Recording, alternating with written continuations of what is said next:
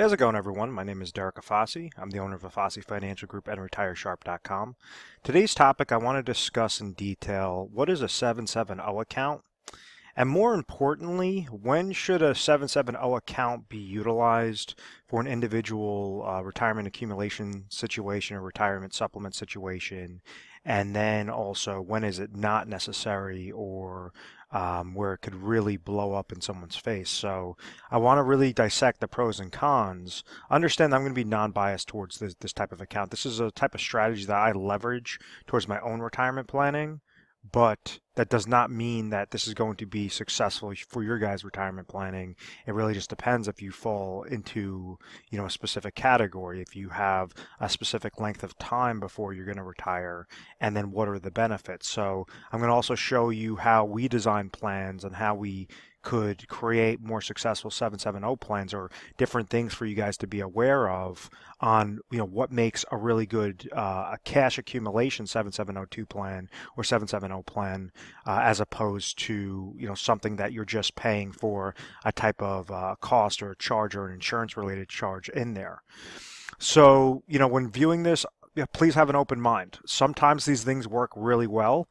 And what I've seen majority of times is individuals will call into the agency, call into the office, and they're trying to be set up on these types of plans, and there just simply is not going to work. They either want to retire too soon, they're not allowing these accounts to accumulate as long as they should be, and there's some risks involved where they would be better off just going with a more traditional retirement plan, such as like a Roth IRA or just a traditional 401k. So I want to make sure to get that up front in the beginning, because the things I'm going to talk about are definitely good things about this, but understand that there are very common traps with this. So just always be wary and always be mindful, and hopefully this could help further educate you on the topic.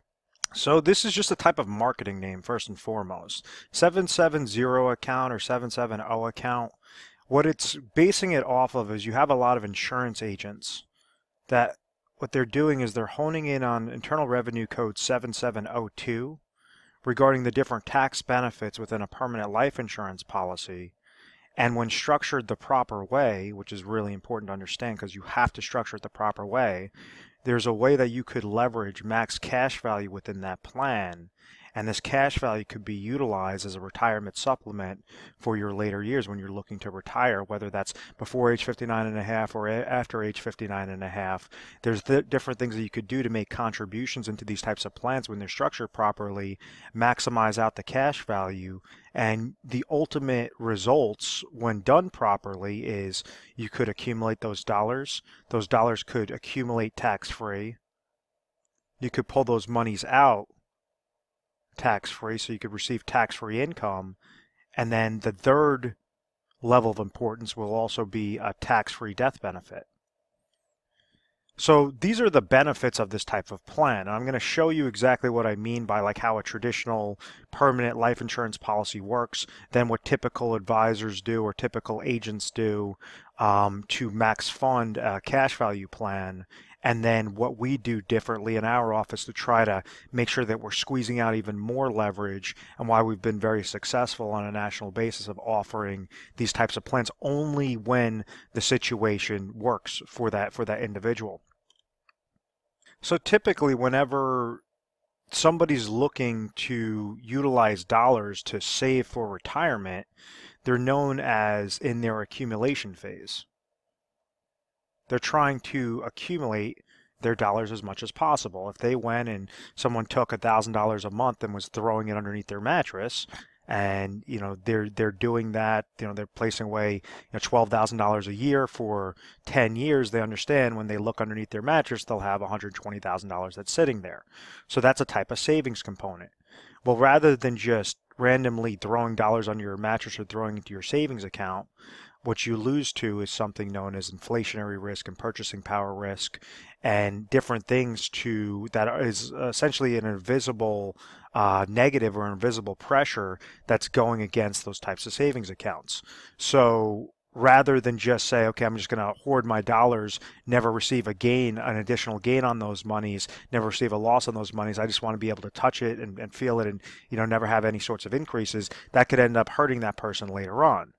So this is where when someone's in their accumulation phase, they like to place their dollars into something and also get a rate of return linked to that type of account. So you think about this, and it's in the form of a bucket. When someone's trying to set up like a retirement account or an accumulation related account, they want to put contributions into a type of bucket, and then they want to also make sure that they have a rate of return associated with that bucket, so that it allows the combination of what they're placing in there and the rate of return to beat out that power of inflation, to get a good growth on that account, on that bucket, and then ultimately be able to have a nice large bucket by the time they retire, so that they could take out more and more and more dollars and not have that fear of outliving their monies.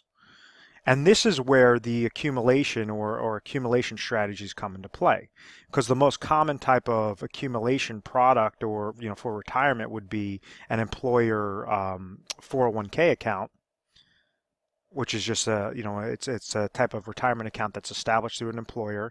And what they're saying is, if you're working for a company, you could go and take a percentage of your salary, place it into a type of bucket like a 401k. Your contributions will grow this bucket, and then depending upon what your rate of return is that's tied to this bucket will also increase this bucket. And this rate of return is very important, because when you're picking 401k options, what determines this rate of return side? And that has to do with your different funding options that you could choose. So these are your different mutual funds, stocks, bonds, ETFs, whatever your array of options are available. As long as these come back positive and you added dollars into that account, well, then your 401k is going to be larger than it was the previous day or the previous year. So why is that important when we're looking at a 770 account, and what are the mistakes or what are the flaws with traditional retirement plans? And then how can a 770 account or 770 account really be beneficial for that individual situation? So just after years of reviewing financial publications and different strategies and stuff, what we did, we figured out that with an accumulation stage, in order for an accumulation stage to be really successful, they have to really focus in on 4 main quadrants. And some advisors use this as the acronym of time. The first one stands for taxes. So if you go and you have your monies that are invested into an account, like a type of retirement account, does it make more sense for those monies to grow tax-free and pull those monies out tax-free, or to grow tax-deferred and be fully taxable in the back end? Because when we're looking at traditional 401k, I'm just going to use 401k account as this example, what happens is that's known as a pre-tax qualified retirement account. So just like the bucket, any contributions that are being placed into this bucket are getting a tax deduction, meaning that if somebody makes $100,000 in a given year, let's say they threw $5,000 into their 401k account for that year, and everything else being equal, their adjusted gross income at that year, at the end of that year, would be $95,000. They were pre-tax, they got that tax deduction up front, and therefore that $5,000 that's being placed in there on the contribution side, and whenever that rate of return comes back positive or negative, whatever that rate of return is that grows this bucket, that's going to grow tax deferred. And then when it comes time to retire, when they're in their 60s and they want to pull this money out, that's going to be fully taxable. So the government isn't just being nice and saying, okay, put your dollars into a 401k plan, get this tax deduction, everything's going to be rainbows and butterflies, you're going to have all this good growth, and we're never going to get a dollar back. There's an incentive to obviously get your tax deduction now, but their bottom line is to essentially fully tax you on those monies every time you take monies out of that account later on. So with a 770 account, what happens with those sorts of monies is you place them into those accounts when it's funded correctly. The cash value could grow tax-free. Whatever's netted over from the contribution side grows tax-free, and therefore the rate of return also that's placed in there grows tax-free. So then when it comes time and you're pulling it out properly when you want to retire, those are going to be 100% tax-free. It sounds great, but understand that the contribution is really the trick with this entire account. The contribution, and then also making sure that you're having a favorable contract with favorable rates of return to make sure that you could have double compound interest working into that account. But when it comes on a taxation standpoint, do you want something that's fully taxable or something that's going to be tax-free later on? And it really just depends upon what the tax environment is at that time. So when we look at a chart of the top marginal federal tax rate, and this obviously stops at 2013, so it has to be updated further. You can just do a Google search on this. What it shows us is how high taxes used to be and where our tax rates right now. Well, if you're a couple years out from retirement, well, that might not be as big of a deal as if you're over 10 years out from retirement, 10 to 20 years out from retirement. And if those increase and you're in a high marginal tax bracket, that could be, detrimental to your position. That could be detrimental to the amount of income that you're receiving later on, from your types of retirement accounts. Case in point is, let's say if you pulled out $100,000 and it's from a fully taxable bucket in retirement, and let's say you're in a hypothetical 30% tax bracket, well, you're going to be able to walk away with $70,000 of income because $30,000 had to go with taxes. It was fully taxable, the amount of monies, as opposed to a bucket that's going to be completely tax-free, or a retirement account that's going to be completely tax-free. If, let's say, you're pulling out $80,000 that's tax-free, well, you're going to be able to walk away with $80,000, even though it seems like less dollars. Because that taxation standpoint, how can you be most tax efficient during your accumulation strategy, meaning the dollars that are going in are the dollars that are growing, and then when you're ready to pull those monies out, how do you utilize that most efficiently, most effectively on a type of accumulation and eventual distribution phase? The second aspect stands for I, which goes towards inflationary protection. So this is why it's important, and why individuals tend to place their dollars in something that's linked to the stock market, is because they don't want to lose to inflationary risk or purchasing power risk. The way you could think of this is like a gallon of gas, 20 years ago was a lot cheaper than today. A house, a car, all these different things. You have different expenses that might be fixed, but majority of expenses are going to increase with the purchasing power risk and increase with inflation. And that's why, rather than just set aside a fixed dollar amount, hoping that fixed dollar amount will just keep compounding or just keep accumulating, you want to make sure that you're effectively accumulating your dollars, you're contributing it into something, and making sure that that rate of return is at least beating out what the pace of inflation is. And the pace of inflation, rule of thumb, increases by about 2 to 4% in a given year. Some years you might not have any inflationary increase. You might have 4% the next year. So on average, rule of thumb is about 2 to 4%.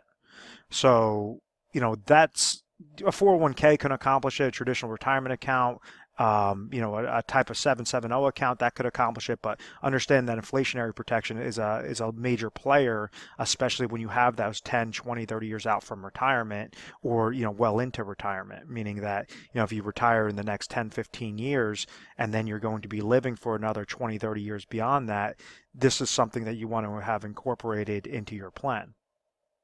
The third important aspect is market losses.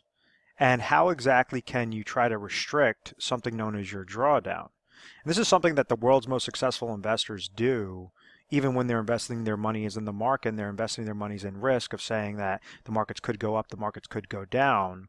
One of the things that these individuals or these institutions do really well is they try to protect their ass. They try to protect their backside to make sure that if the market's going down, that they have a really good risk-adjusted return, and that downward loss is not completely wiping out their accounts. And there's a term that I use a lot, and I said in retirement, whether that's in your accumulation or whether that's in your distribution phase, I said large downward market losses could hurt far worse than gains could help you. And what I mean by that is, somebody loses 10% in 1 year, it's going to take them 11% gain the next year just to get back to break even. If somebody loses, as an example, 50% in 1 year, it's going to take them 100% gain just to get back to break even. So these are the large losses that I'm talking about. Is basically you're going to need that much more of a gain if you experience a large loss. And like if you had $100,000 that's currently sitting in your 401k account, and let's say your account dropped 50% the first year, and then it increased 50% the second year, well, on paper, your average rate of return, a minus 50 and a plus 50, your average rate of return is going to be 0%. In reality, your account would still be sitting at only $75,000. You'd have a real loss of minus 25% or minus $25,000. So you're going to need a full 100% gain just to get back to that, $100,000 mark, just to get back to break even. So that's why, market losses are something that's so crucial that a lot of individuals just try to, leave their money in the market. They don't really have a good strategy, and it ends up hurting them, especially when they're trying to near out for retirement. Case in point is like a 2001 or 2008 when you had large portfolios lost anywhere between minus 30%, minus 60% on average, and that was a big hiccup. If you increase that number to $1 million and this person takes a 40% hit that 1 year, that's $400,000. That is a lifestyle change, especially in retirement when they're nearing retirement. So that's something really important, is to protect downward market loss. So when you're looking at like a traditional 401k that's tied to market, dealing with mutual funds, stocks, bonds, commodities, real estate, whatever that case might be, or IRA accounts, you have unlimited upside, but you also have an unlimited downside regarding those market losses. So unless you have a really good strategy to how to protect that, this is where a lot of individuals fall victim to this. A 770 account, the ones that I like to leverage are something known as IUL-based plans.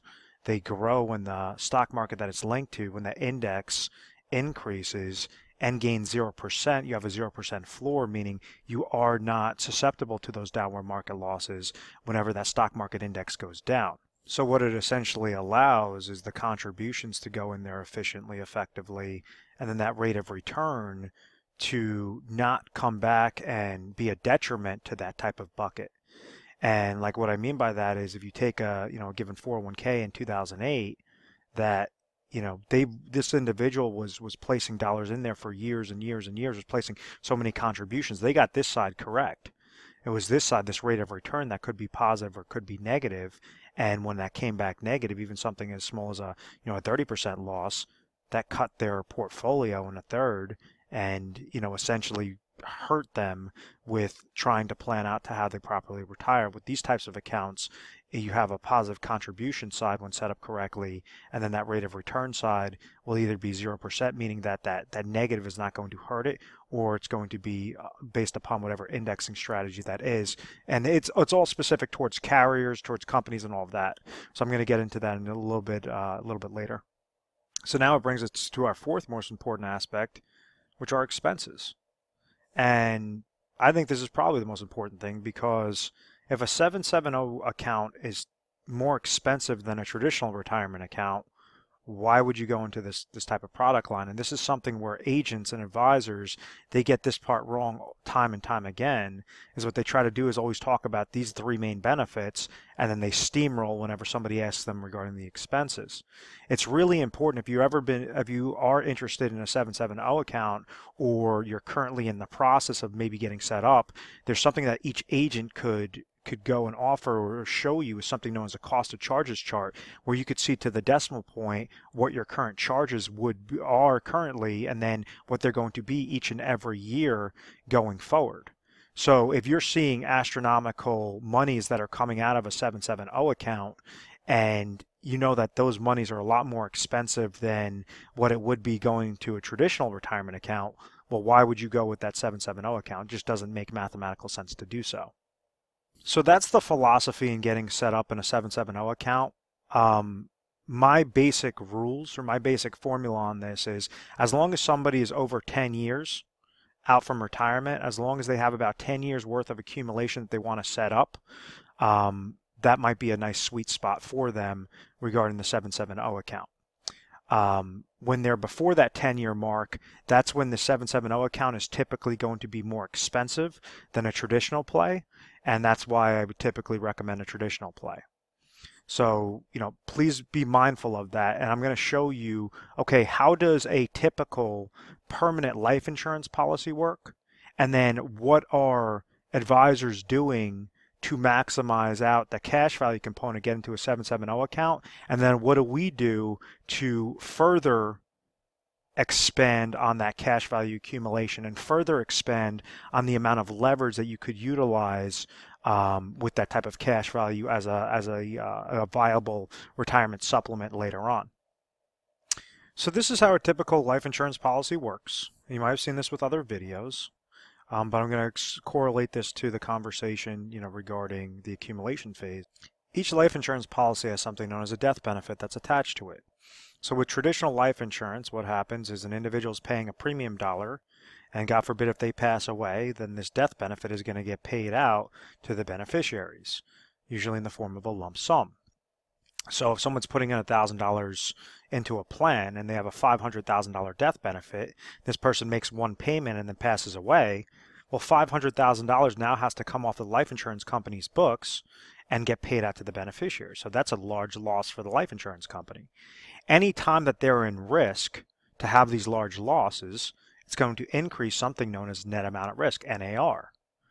So, and case in point is like this is showing the dollars go into the plan. Majority of the red section is known as the cost of insurance and other expenses. That has to get paid first to basically correlate to the death benefit to the net amount at risk, and whatever's left over is going to go into a type of savings account known as cash value. So this cash value is all the good things that I spoke about, in this video of saying, okay, you could have tax-free monies, you could have inflationary protection, no downward market losses, expenses, all these different things. Well, unfortunately, this is how majority of individuals or majority of agents, or should I say life insurance agents, set up plans. Because they understand that the larger this death benefit is, the higher the cost of insurance is, and the higher that their commission is going to be. And therefore, the cash value, yes, it is still growing with those different components, but it's not going to be favorable when you're comparing it on a retirement supplement standpoint. When you're comparing the apples to apples with like a 401k or a Roth account, that's not even going to compare with being a viable option. So you have other agents that they say, okay, well, we're going to set up a cash value maximization plan for our clients. And what they do is they'll have that same dollar that goes in there, but instead of a $500,000 death benefit, they're going to reduce this down to a $100,000 death benefit. They're going to reduce this down to what the legal limits allow with the Internal Revenue Code 7702, 72E, and 101A that says that they could grow this money, this cash value, tax-free. They could pull this money out tax-free, and they could also leave a tax-free death benefit. When someone's looking to utilize a 770 account, the cash value is going to be the most important thing, and the death benefit is going to be the least important aspect. You're not trying to get put into this plan for a death benefit play. Death benefit should be the absolute least of your concerns. Yes, you have a death benefit that's sitting there. Yes, it's beneficial, but you should try to beat the hell out of this death benefit as much as possible because you want to try to hone in on this cash value as large as possible. So with the death benefit being reduced down to $100,000, what do we notice? Well, the cost of insurance and other expenses also were reduced by, about a fifth of the price of what it was with the $500,000 death benefit. And therefore, this $100,000 has less dollars go to the cost of insurance and expenses because the risk is less to the insurance company, and therefore more money is being netted as a contribution into that cash value. So all that happened was there was focus on that net amount at risk.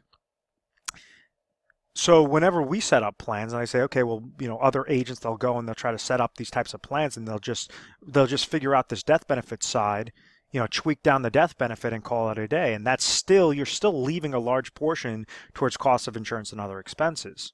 So what we did was we really figured out, what is this net amount at risk? What is the actual risk to the insurance company? And how can we cherry pick specific carriers and specific strategies to further reduce this net amount at risk and further increase the amount of cash value that's growing within that plan while still staying in compliance with these internal revenue codes?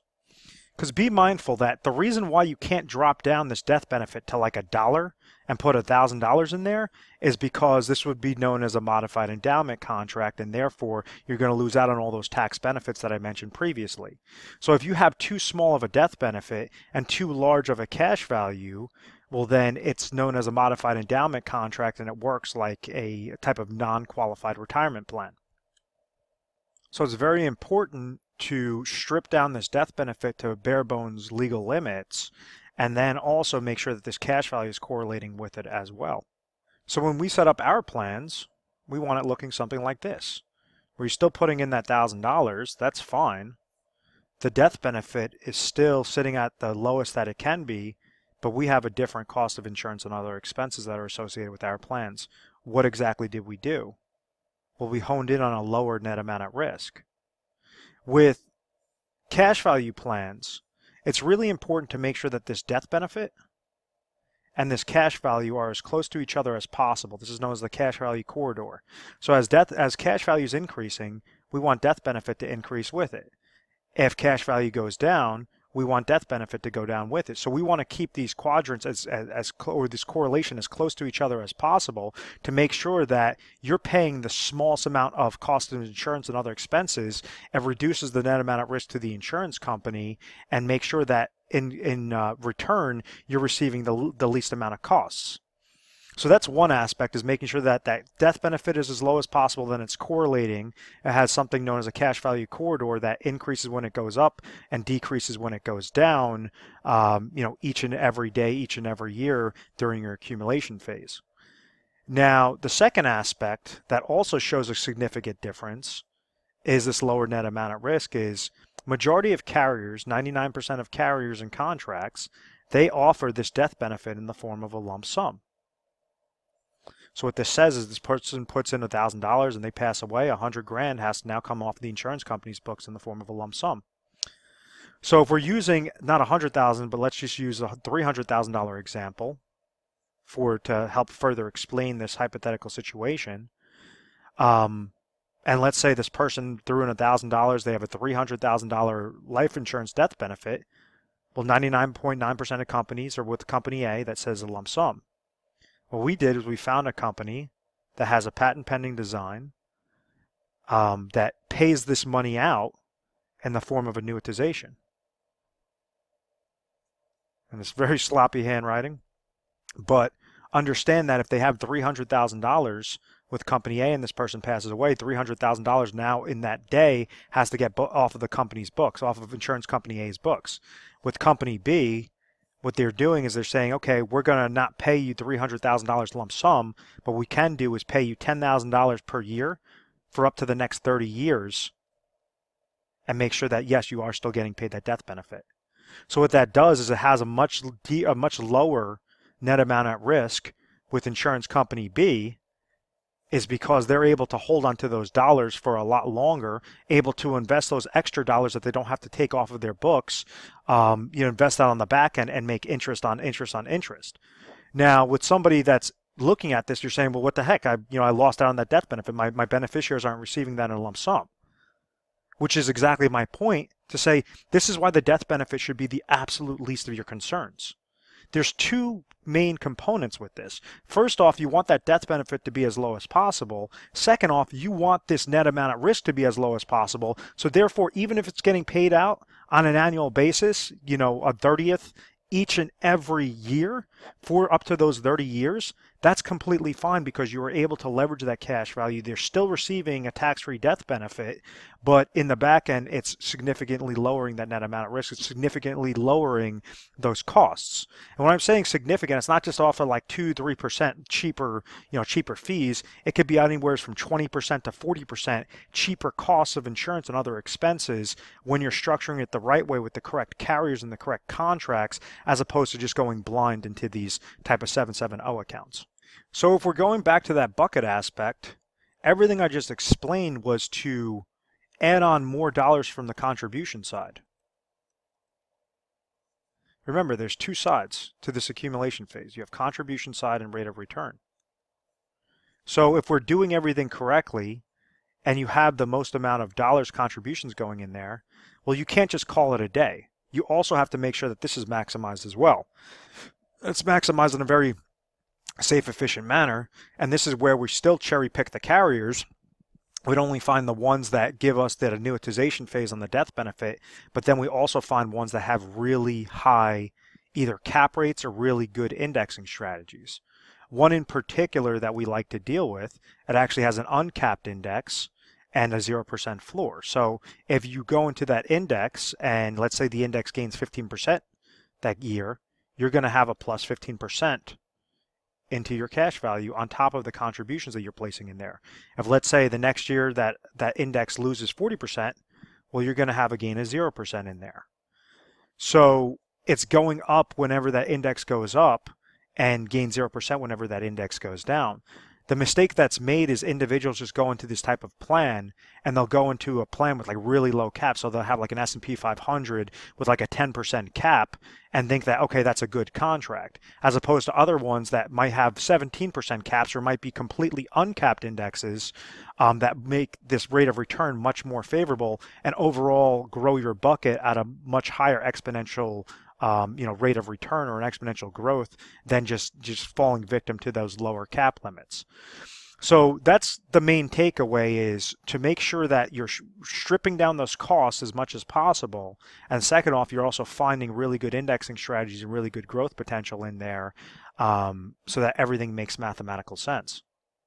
But once again, we want to make sure that we're checking the acronym of time whenever we're looking at a retirement situation. So let's say if, yes, okay, the 770 account is more tax favorable than a traditional account, the inflationary protection will run them at both the same rates of return to make sure that it's as close to an apples-to-apples correlation as possible. We're just letting them know that the 770 account is, you have that 0% floor, as opposed to the other account, which could go down when it's tied to market to downward market losses. But most importantly, the expenses. If someone's trying to leverage this and their account is too expensive, meaning that one aspect might be that they're uninsurable or they're highly rated, so therefore you have a higher cost of insurance in there and other expenses. Does it make more mathematical sense to go into a 770 account, or does it make sense not to just fully fund what you currently have through your employer? Another aspect is to do a blended strategy. And one of the things I didn't mention with like a typical 401k account is they offer something known as an employee match. So what that means is if someone's making $100,000 and maybe they might be offered like a 3% match on their 401k account. So what this says is if this person contributes 3% into their 401k, their employer is going to give them 3% as well. So if they make $100,000 and they threw $3,000 in there, ultimately the employer is going to match 3%. It's an incentive to stay at that company, an incentive to invest your dollars into retirement plans, and therefore $6,000 is going to go into that contribution. If you're offered a match, you should not completely walk away from that 401k. You should limit it down. So you should say, okay, if I'm looking to put 10% of my money away for retirement, and I understand the good things mathematically, it comes back really well with the 770 account. Maybe I'll reduce my contributions to my 401k to 3% to at least get that matching money. And then the other 7% is going to go into, a 770 account, only if that 770 account comes back most favorable. So like if you're only like 5 to 10 years out from retirement, the 770 account, rule of thumb, might not make the most sense for you. If you're going, over 10 years, 10, 15, 20 years out from retirement, typically that's where you have a lot of really good compound growth potential in there. It allows us to strip away those costs as much as possible. And we show you to the decimal point where your expenses would be in this, where your expenses would be with your 401k account we do, or your employer sponsor plan or an IRA account, whatever that case might be. And we'll compare all across the board to make sure that all the math adds up. What we also do different is we have a calculator known as a Retire Sharp planning system where we get to, depend upon the area that you're calling in from, depend upon your situation, your age, all of that, we get to receive back over 1,200 plus results. What are the top 3 results for your situation?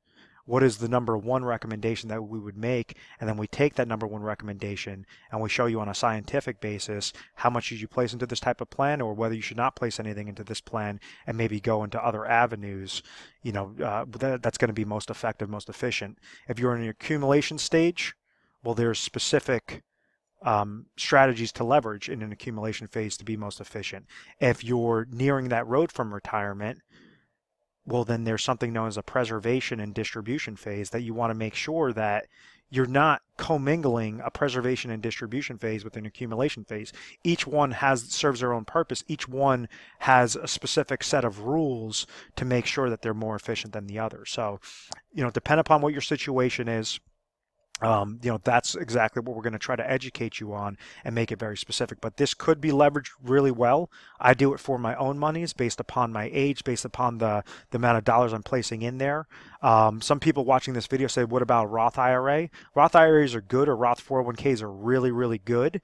The problem is if you phase out of a Roth IRA, if you make too much money, you cannot contribute into a Roth IRA. It's known as a phase-out provision. So you could be adding dollars into a Roth IRA, add dollars into a Roth IRA for a couple of years.